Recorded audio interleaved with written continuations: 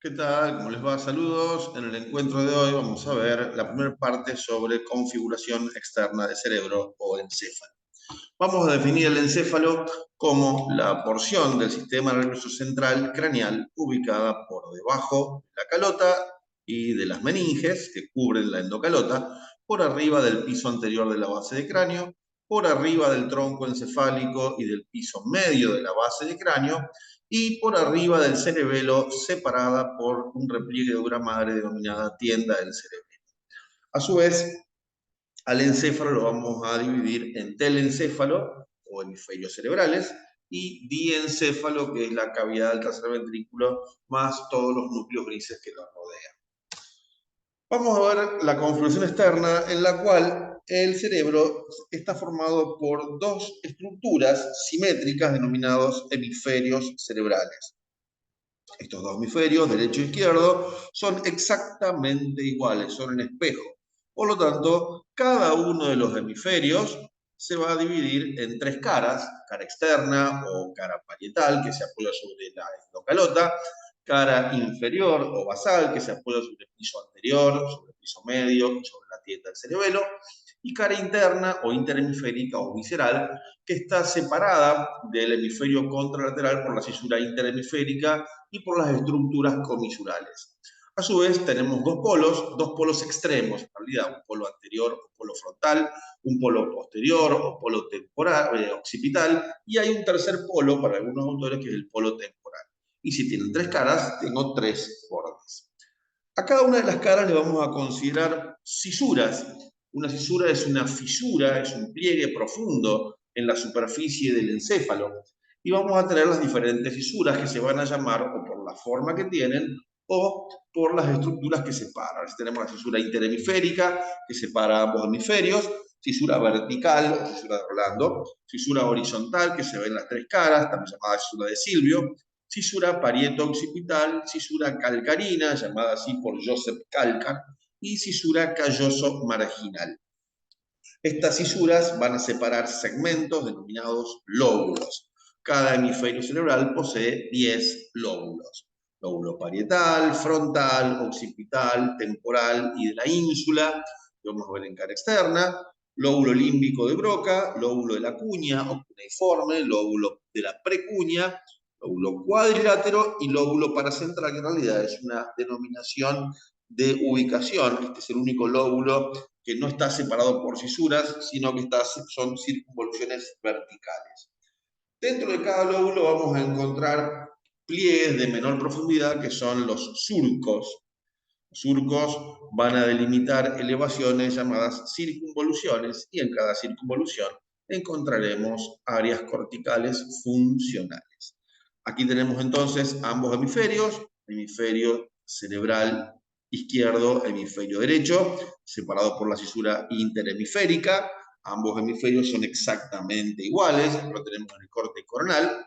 Cada hemisferio posee tres caras: una cara externa o cara parietal, apoyado sobre la endocalota; una cara interna o interhemisférica, separado por la cisura interhemisférica y las estructuras comisurales; y una cara inferior o cara basal.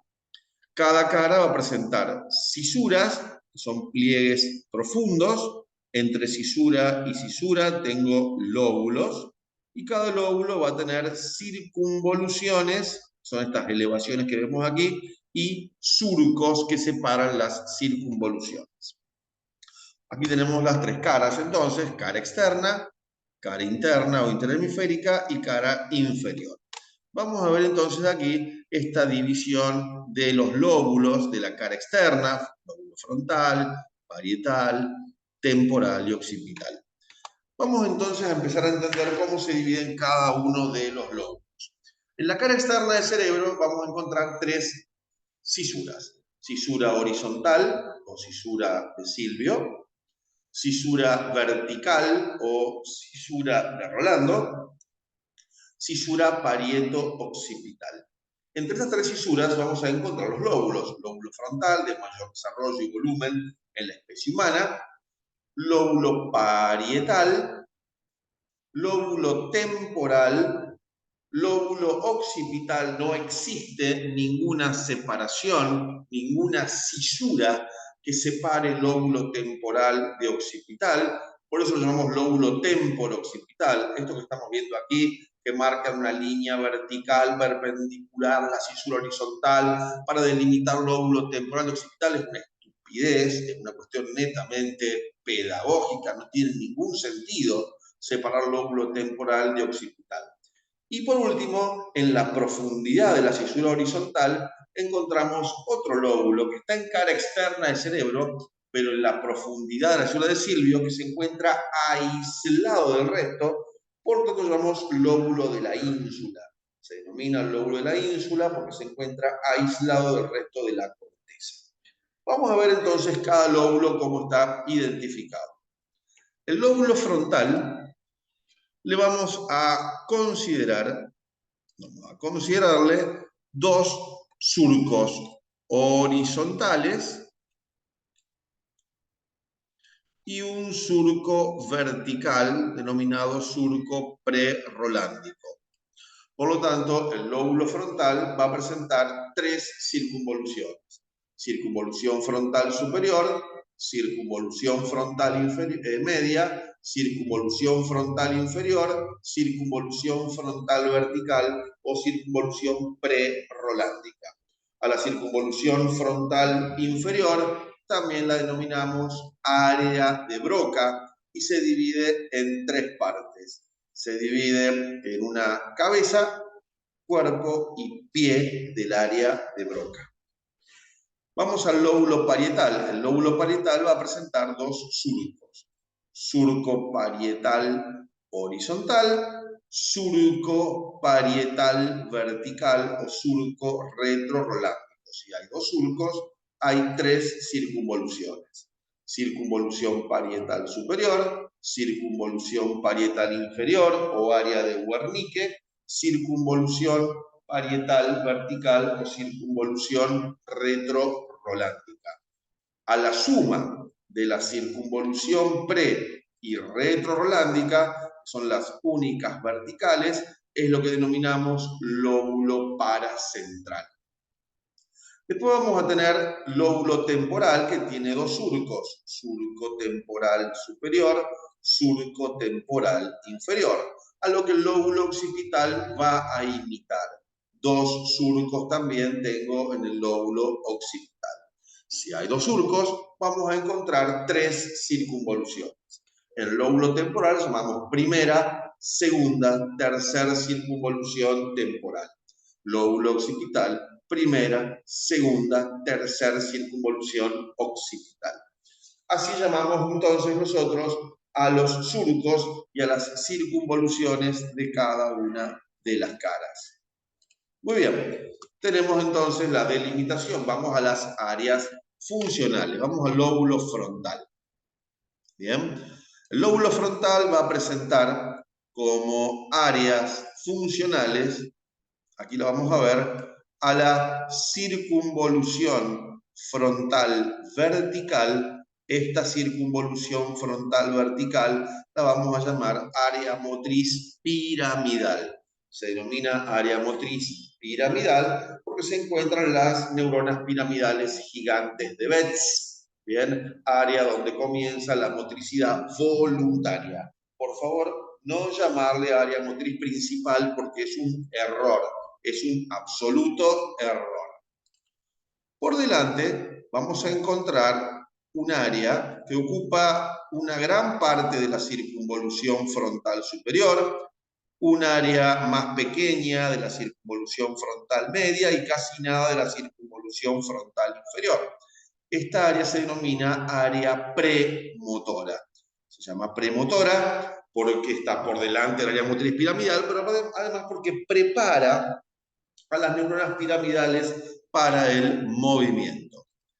Y vamos a tener aquí abajo, en el pie del área de Broca, un área donde también se prepara el movimiento, pero es un área particular porque pone en movimiento a los músculos de los labios, de la lengua, de la laringe, de la boca, para la fonación. Se denomina área motriz del lenguaje. Pie del área de Broca, área motriz del lenguaje. Permite la contracción de los músculos estriados esqueléticos para la articulación de la palabra. Y el resto del lóbulo frontal, en la actualidad lo llamamos área prefrontal, antiguamente área de la inteligencia o también denominada al campo óculofrontal.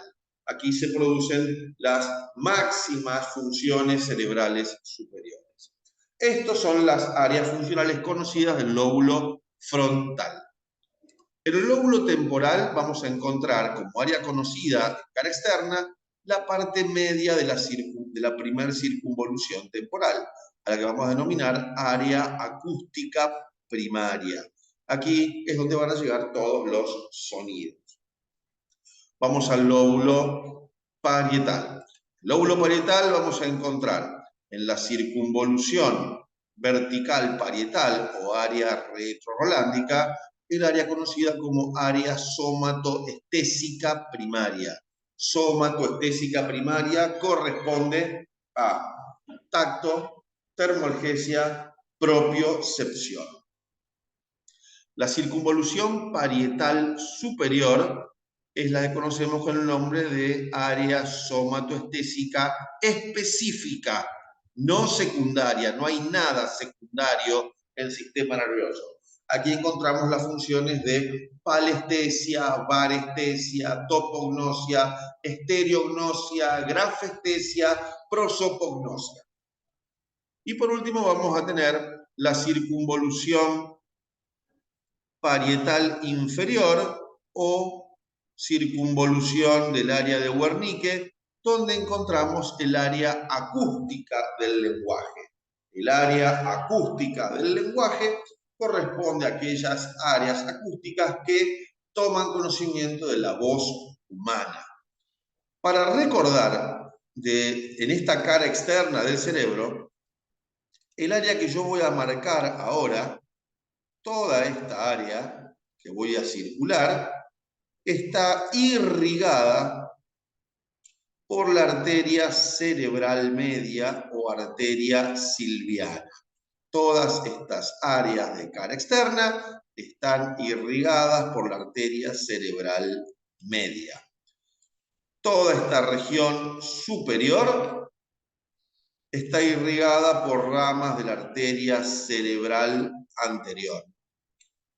Y todas estas áreas que marco aquí están irrigadas por la arteria cerebral posterior. Muy bien, ahí tenemos entonces lo que corresponde a la cara externa del cerebro. Estaremos en contacto para la clase siguiente. Muchas gracias.